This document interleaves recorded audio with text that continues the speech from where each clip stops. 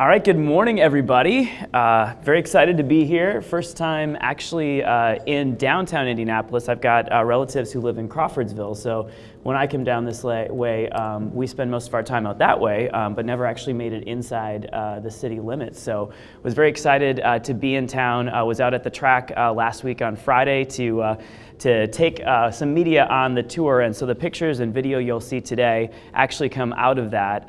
And Tom was saying this was the second time the presentation has been given. Actually, this is the first time the presentation has been given, so you guys are getting the actual full packaged final product. Where with the media, we were kind of doing the off the cuff, in the moment, showing them the behind the scenes of what it takes to put on something like this IndyCar mobile app. So really excited to speak with you guys today. I'm going to show you a couple slide in a moment, but I do like to get interactive with presentations, so I do have an ability for you guys to text in or use a pollev.com a tool so that you can actually send in questions. And I've got a handy dandy Chromebook up here that is ready to feed me your questions as they come in. So happy to answer those questions when you have them.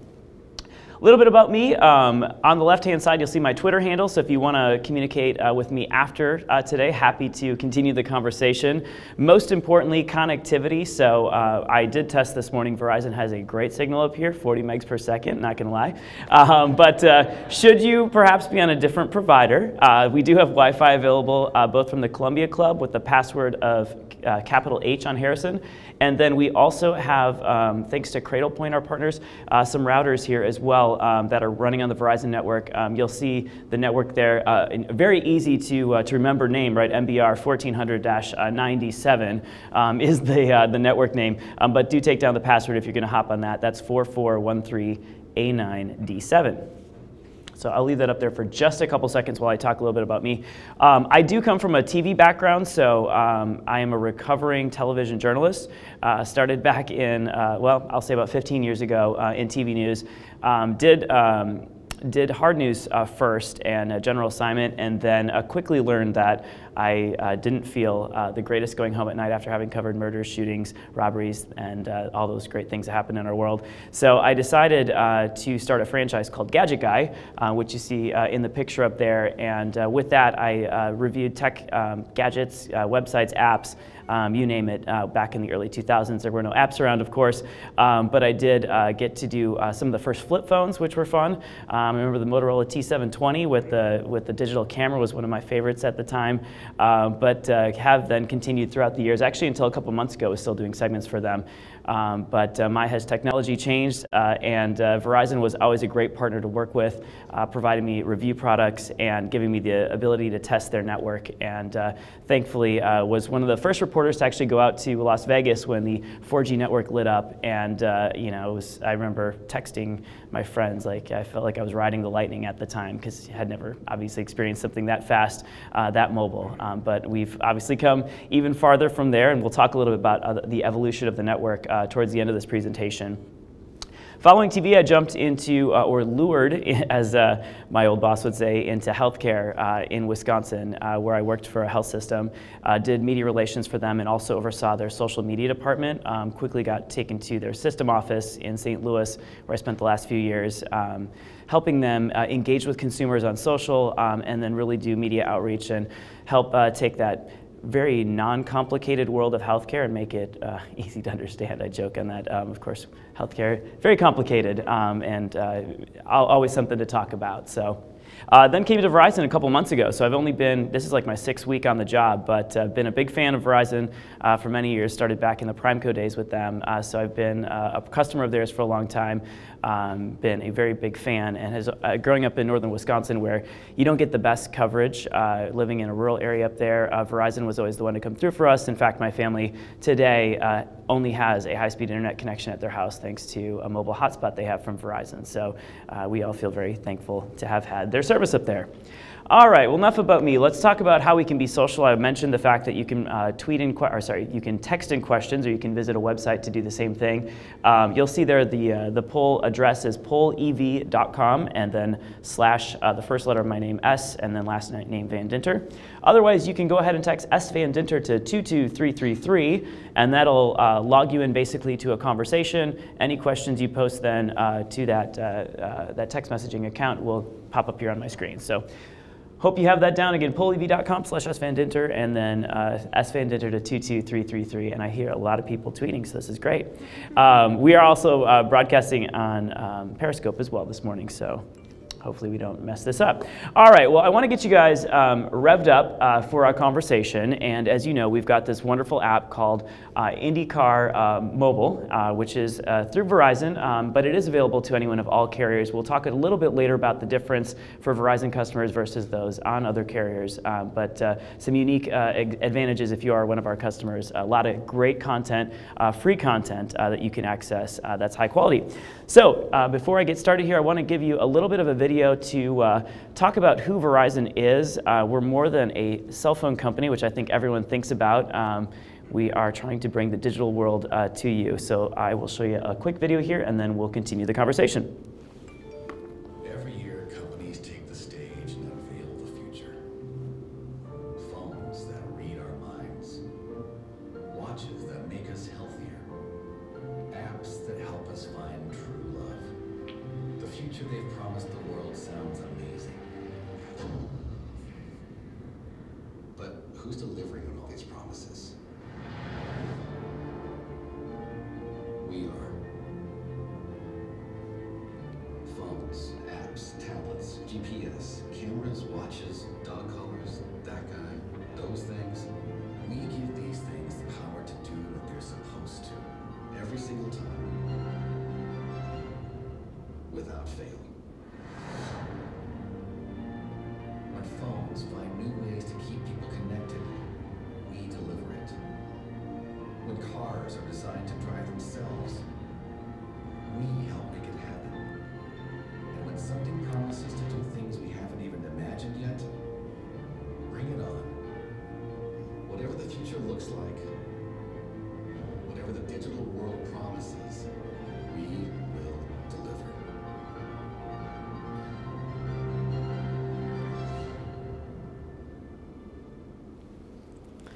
All right, I love that video. It makes me smile every time I watch it, and this is only the first few times that I've seen it, but very exciting. So, you know, you talk about bringing the digital world to people. That is so much an important part of our lives. You guys obviously have your pulse on social media and the rapid changing world that is, and Verizon is committed to making sure that we continue to bring that robust network and that reliability so that when people go to make those tweets, those Facebook posts, running Periscope, as we are this morning, they can do so and count on it. It's almost like, I always say it's almost like breathing, because it's like we take breathing for granted, but it's a very, very important part of our lives. So when it comes to digital, you don't always think about the network or who's providing it, but when it goes down or you don't have it, that's obviously when you start to go, hey, I really needed that. So again, really excited to be here. Here's a little bit about Verizon. A big company, obviously, lots of customers, lots of employees, 173,000 employees that are out there across the company. And LTE now, so 4G, that great technology bringing us that high-speed network covering 98% of the US population, and XLTE, which is doubling the bandwidth and doubling that connection speed, covering now 466 markets across the country. We continue to expand that, added about 13 additional cities in the last few weeks. So a lot of great stuff coming out of that. A lot of great work with rural providers as well. So we're partnering in states like Kentucky and others with regional carriers to make sure that they have access to our broad network and can help expand in those rural areas as well, because that's very important. As I said, I grew up in a rural area. Verizon is great about making those investments, not just in urban areas, but making sure that the rural areas have that access as well. We, of course, have a large fiber network that's a lot on the East Coast, but expanding across the country. Boston's getting it. They're very excited, bringing a gig per second there when that eventually launches in a few years. And a lot of other solutions as well. We talk about bringing innovations in entertainment and digital media. But we don't just love the US, we also love Indiana. Where's my slide there about Indiana? Where did it go? I don't know how it disappeared. Anyway, I wanted to talk a little bit about the investments we made. Oh, there it is right here. had my coffee this morning, but apparently I don't have my eyes fixed. All right, so Indiana, we were the first to bring 4G LTE here across the state of Indiana, so very excited about that. We know that people love to use data here. In fact, a few numbers from IndyCar from a few years ago. So on race day in 2014 for the 500, 1.4 terabytes used between 8 a.m. and 5 p.m. 3 terabytes were used last year inside the venue on race day 2015. If we do our math, we're looking at probably 6 terabytes or more being used on race day here this year for that one day. Last year on that weekend, so from Friday through Sunday, 9 terabytes went through our network just in that race area. So if we do the math again, probably somewhere around 18 terabytes, so an immense amount of data. We have to have backup there in case there is some sort of natural disaster, power goes down for some reason in the region. We have 24 hours of backup generator time at IMS to make sure that should something go down, you'll continue to be able to connect with your family, friends, and of course make those social media posts if you so choose. We've increased the capacity there as well across IMS, so that's both inside the track and around by greater than 100%. That's by adding what's called small cell technology. So you're probably familiar with what we call in the business the macro cells. Those are the big tall towers that you see around town, but that's not the only part of our network solution. We have something called small cells. So as we continue to have people jumping on with more devices, we have the need for smaller, basically, areas of network that are covered. So we use small cells, which go at about 1,000 feet from these little mini towers that connect to our major macro towers. And what that does is obviously there's a finite amount of spectrum, and so you can either have that amount of spectrum used over an area of maybe 10 miles from a tower, or with 1,000 feet, we can put every 1,000 feet. So for instance, around IMS alone, 25 small cells around the entire racetrack. That means we've taken our finite amount of resources and made it 25 times more available in that area, allowing us to give you a much better experience when you come to the track. I'll show you the speed test that I did at the track. It blew my mind. I'm sure it'll blow yours as well. When we talk about the app itself, think about this. There are somewhere about 42 cameras that are capturing action on race day. We have 20 staff members that are actually helping look at that data that's coming in.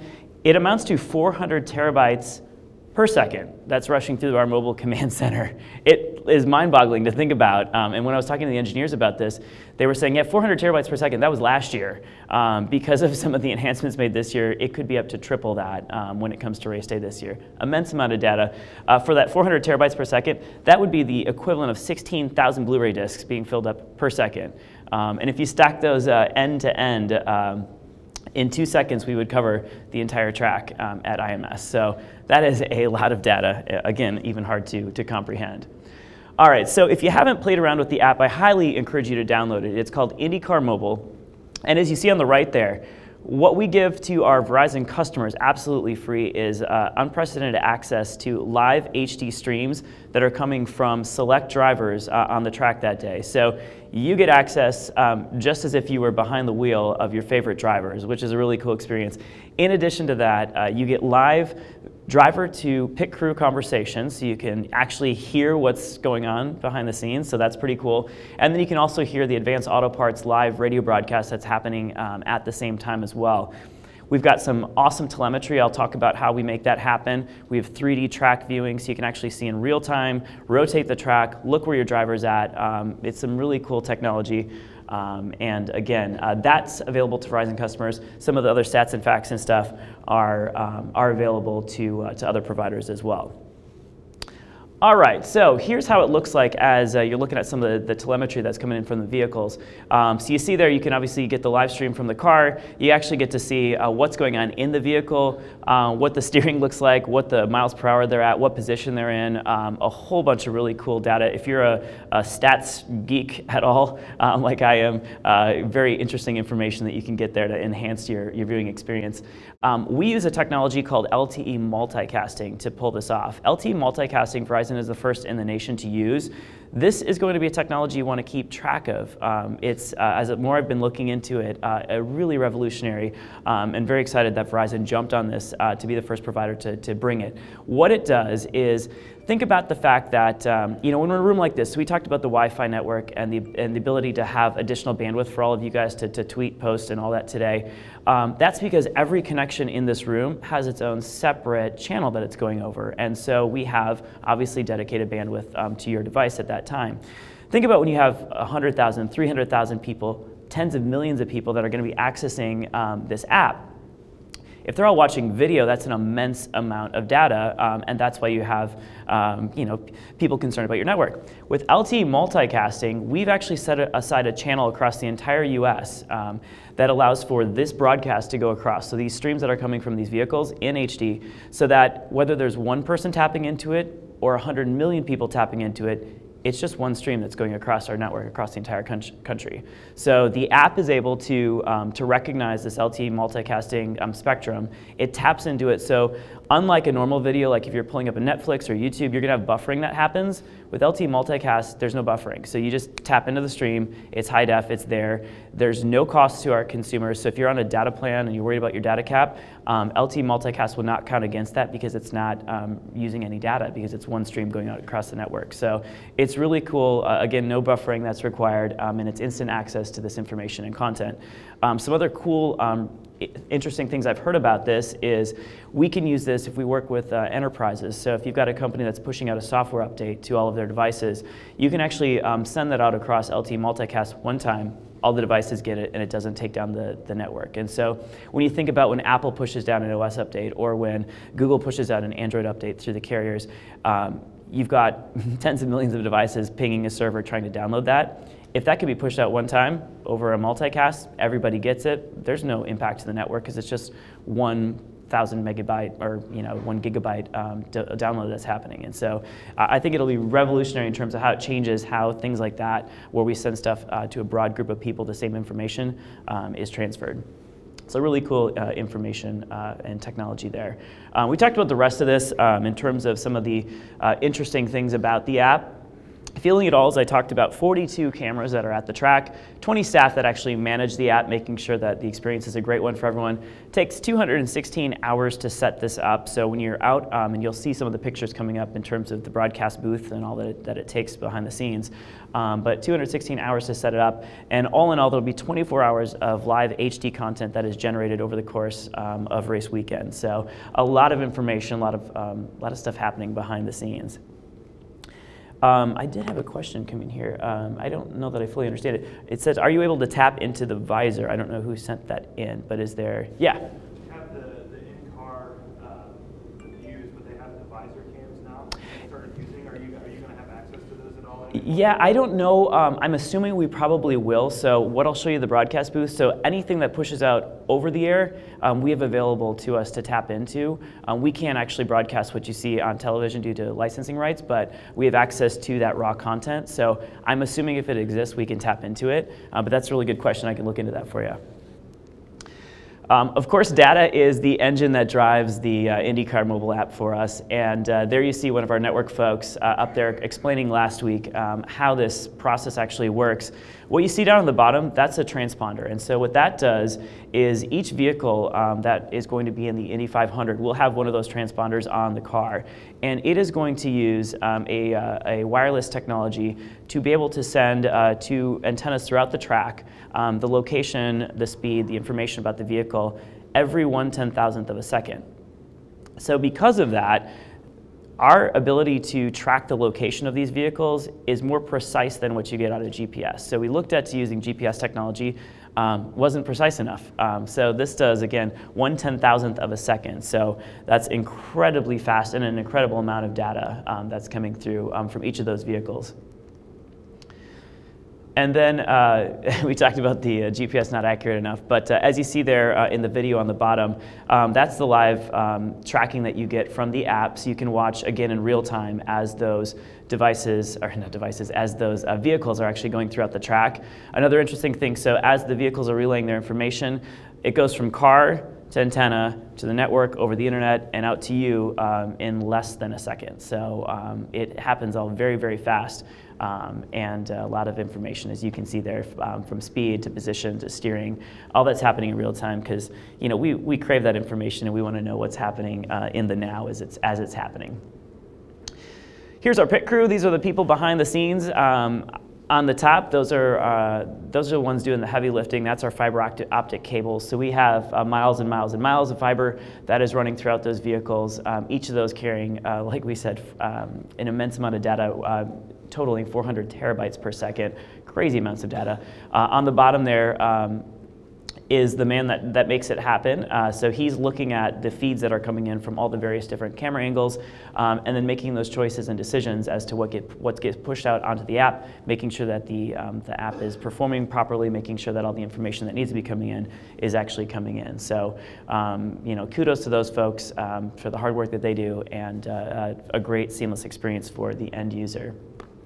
Talked about those trucks. So there were, at least last week, 5 trucks like that up on the top that were at the track. I think there were 3 or 5 more, Kyle, that were coming in this week. So there were a number of additional trucks, they said, that were making it before race day. On the bottom is a look inside one of those trucks. And so if anyone, I know there's a former recovering, at least one journalist in the group as well from TV, but probably very familiar with the site down below. This is a control room. Each of these trucks looks pretty similar to what you see on the bottom there inside.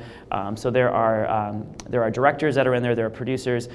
These are the folks that are helping make the broadcast. So anything that you see both on air and also in the app is coming out of one of these vehicles, and that ensures that you're getting the very latest information and you're getting the most interesting feed happening at that time. So they can see all 42 camera angles that are happening. They can punch up whichever one they want, push it out over the air. We can pull it up, push it out over the app, and again, all that is being monitored on a consistent basis to ensure that that we, the end user at home, are getting a great experience.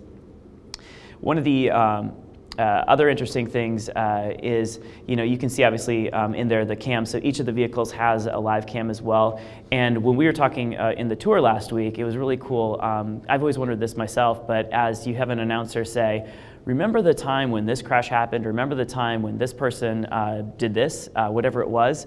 It's a two-way street there. So there are actually people back in these trucks that have important moments in race history that are already earmarked and can pull those up and get them ready to go.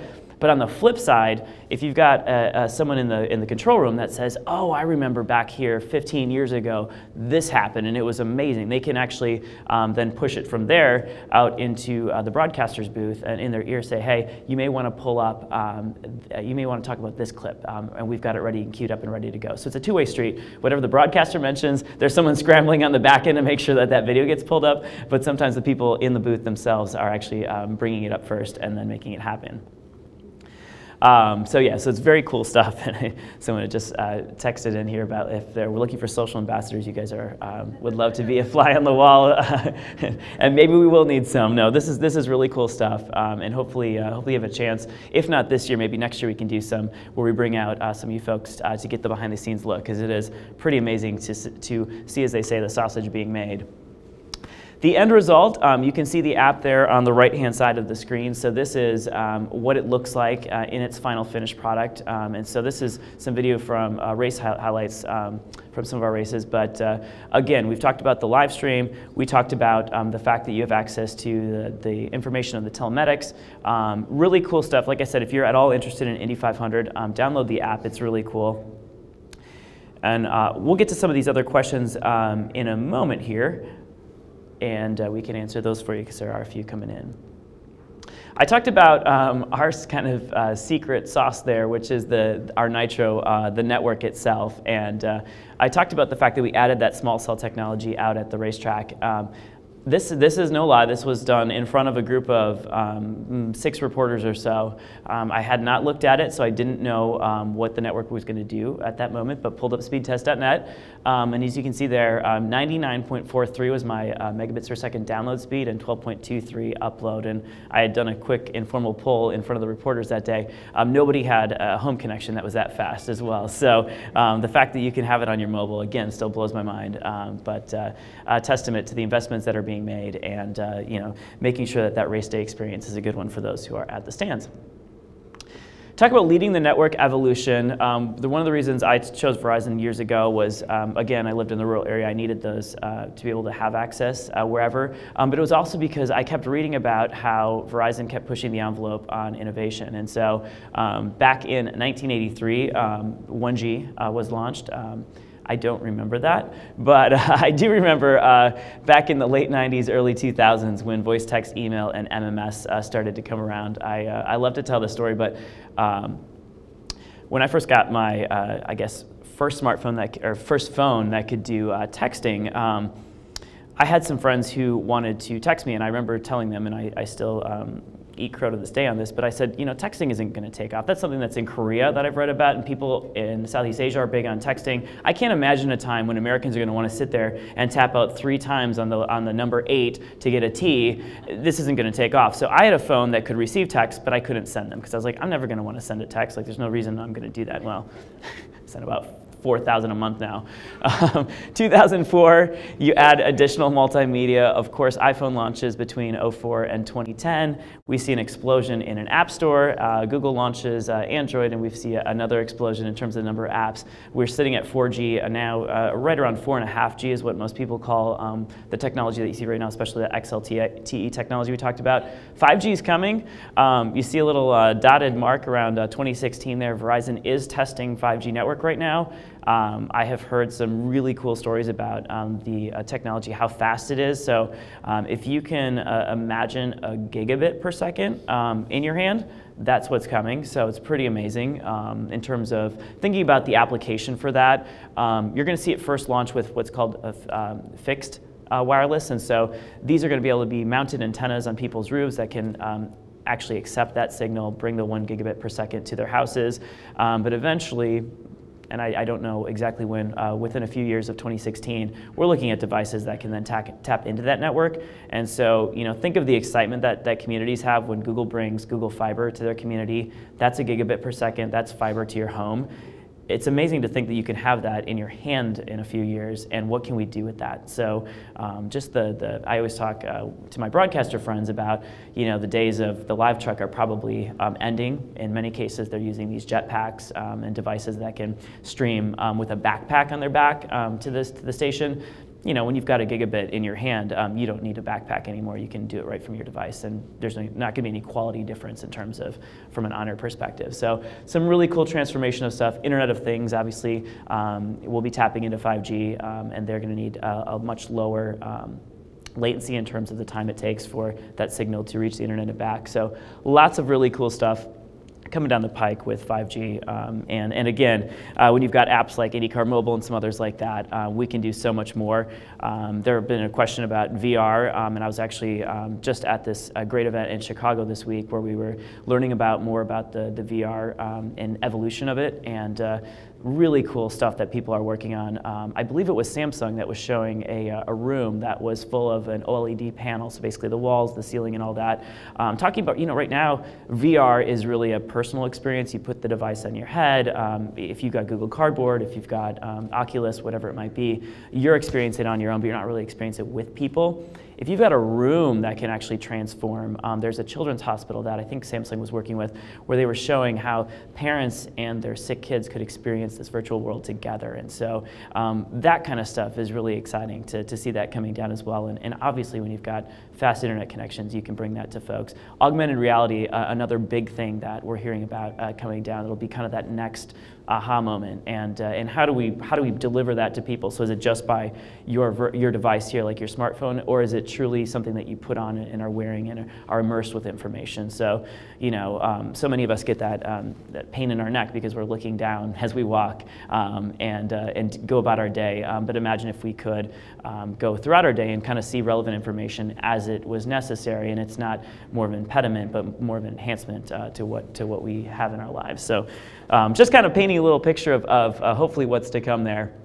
Again, on the right here you see this is again, from that control room we were talking about. So our engineer who's actually watching and pushing out content on that app, he's seeing screens like this and then pushing up to go ahead and pull up those slates when that's necessary, and also punching up those live feeds when necessary. We talked about it being free to Verizon customers with those enhancements. So again, that's that live video, that's the audio between the vehicle and the pit crew. That's also that live broadcast coming from Advanced Auto Parts. But everybody else also has access to information from the track. So if you don't have Verizon, feel free to download it though and check it out and see the highlights and also that additional information about your favorite drivers. Available on Android and iOS. Again, HD video if you're on Verizon, no lag. We talked about that with the multicast technology. Really cool stuff and unprecedented access behind the scenes. If you're interested in learning more about IndyCar Mobile, check out at IndyCar. You can tweet us. You can learn more about some of the cool things that are coming down with regards to that app. Our credo, and I love this, is that we focus outward on the customer, not inward, making it easier for customers to do business with us by listening, anticipating, and responding to their needs. Verizon didn't need to make an IndyCar mobile app. They didn't need to spend the time, the resources, the effort on it, but it's something that is very important, not only to our customers, but our CEO loves IndyCar as well, and so he'll be out here at the track checking it out. And so, seeing passion, being able to tap into the communities, the customers that we serve, and being able to provide things like this is really cool. And like I said, that LTE multicast makes me smile. I really like it. So let me look at some of the questions that have come in here. So we've got technology always evolving in racing and our network. How does Verizon and IndyCar work together to enhance the user and fan experience? And so basically, that actually dovetails nicely into the credo here. We know that fans want more information. They want access.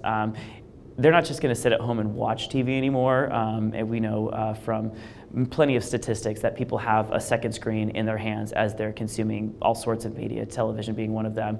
And so how do you continue to get people engaged with that content? And so this is one of those ways. So Verizon works and partners with IndyCar. We have access to those live streams thanks to that great partnership we have with Indy. And it's a great a symbiotic relationship. And so by being able to tap into that content, we're able to give IndyCar obviously more exposure for race day. But on the other hand, we're able to provide to our customers a really cool behind the scenes access. Otherwise those feeds are happening, those 42 cameras are recording video regardless. And so this is just another way to repurpose that content for groups of people that are truly interested in seeing it. Okay, so looks like a question of, does Verizon have a virtual reality platform in the works? How many years until I can get the full 3D experience firsthand, of course, without the necessary driving skills? I haven't heard the plans yet, but when we were at the track last week, I was saying this makes complete sense for us to have something mounted on a vehicle so that when we're using the Gear VR, we're using Oculus Rift or whatever it might be, we can bring that live experience. This is my personal opinion on this. I would say we're probably a year out from that, but the technology exists. We can make it happen. Verizon wants to make sure, though, that it's a 100% great experience. So we tested last year, for instance, the LTE multicast just to this region. Worked out well, which is why now the entire country is able to access it. I would say, if I had to guess, probably next year is when you could do that. We're seeing it, obviously, the NCAA Final Four was broadcast in full VR. Great experience. If you didn't get to check it out, check it out. You're going to see more and more live events happening that way. And I think in the future, people who are sitting and talking about, did you see the game last night? It's not going to be just, did you see the game last night? Were you sitting courtside with me last night, seeing the shot that Kobe made, or that the race, what happened in the Indy 500, whatever it is. Like, it's a really great experience. If you haven't checked it out, Gear VR is amazing, very inexpensive way to tap into VR. I wasn't truly sold on it till I picked it up myself and wore it a few months ago, and flying with the Blue Angels, which is what I experienced, was really cool. You're sitting behind the pilot, you can look to the right, you can see the wings that are literally like a couple inches away from you, you can look up and see the other plane. Having that is not the same experience as just watching it on TV, and so really cool to see what content producers are doing to bring unique experiences to the end user, and obviously IndyCar would be a great experience for those of us who don't get to go 200 miles an hour in our daily lives, which hopefully is everybody. Okay, so do you have any broadcast limitations in the app for the Indy 500? Do you have blackout restrictions? So no. because we're not actually broadcasting the broadcast that you see over the air, we can stream out the video from those drivers that we talked about. We can do the live radio broadcast. We can do those pit-to-driver communications, and there are no blackouts. So if you're here in Indy, if you're in California, if you're in Wisconsin, Florida, wherever you might be, you have access to that as long as you have access to a cellular network. This year, for the first year as well, we're international with it. So everywhere but a few communist countries in the world that block it, we have access to the app. Now, you're not going to get the live stream over LT multicast because we don't have that with all the providers around the world, but you still have access to some of those, the live 3D track images, the information coming out of the vehicles, stuff like that, anything that just uses an internet connection. All right, let's see here. Other questions? I will go ahead and take questions live if you guys have any. Yeah, in the back. So, Steve, the app is a new way to communicate with your audience. How often is it monitored by your team? How much is like real content? How much is live? How much is just auto-uploaded? Yeah, that's a good question. So it's all monitored live in real time, and so you saw one of our engineers that was in that booth. There are a plethora of people monitoring not just the content that's coming in from all those cameras, all that data that's being pushed in through timing and scoring, but there are people that are actually testing the network as well. And so if you remember the test man commercials we had years ago, that actually is live, real, it happens. People walk around with backpacks, they test the network, they make sure throughout the experience. I had the pleasure of being down at the Derby a couple weeks ago, and we were tweaking the network in 15-minute increments. And so they can adjust the signal, they can adjust the frequency, they can see what cells are actually being hit more so than others, and offload or move some of the people pinging one tower to another. So there's a lot of behind-the-scenes stuff you don't even think about that's happening, but there are actual live people that are behind the scenes that are making that happen. And so there are obviously big investments being made in making sure that your experience as an end user is a satisfactory one, and that the network is not your concern. Your concern is making sure that your post or your Periscope or your live stream or your Snapchat or whatever gets out in a timely fashion. Other questions?